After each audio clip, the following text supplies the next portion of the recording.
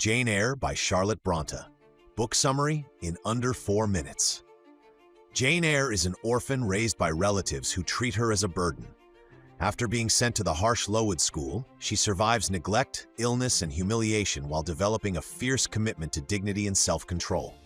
As an adult, she becomes a governess at Thornfield Hall, where she teaches a young girl and meets the estate's brooding owner, Edward Rochester.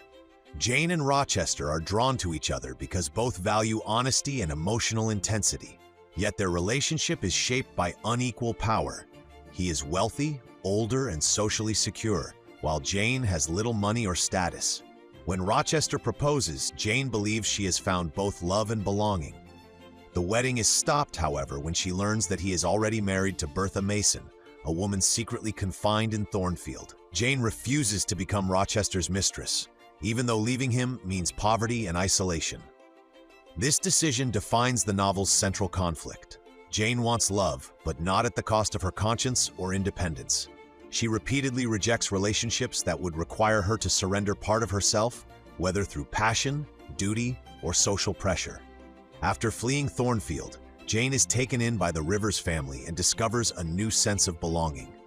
St. John Rivers asks her to marry him and join his missionary work, but his proposal is based on usefulness rather than love. Jane recognizes that a life without emotional freedom would be another form of imprisonment. The novel's central theme is the struggle for equality. Jane insists that poverty, gender, and appearance do not make her less human.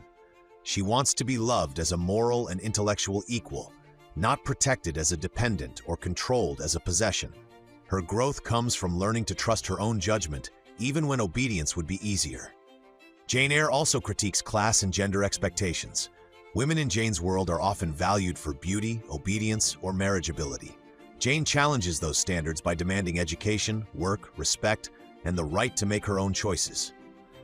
At the same time, Bertha's portrayal raises difficult questions about race, colonialism, mental illness, and the way the novel grants freedom to one woman, partly through the confinement of another.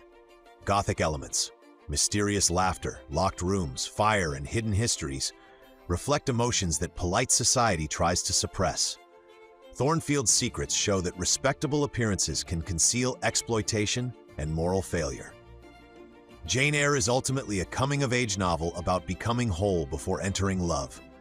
Its lasting message is that real intimacy requires freedom, honesty, and equality.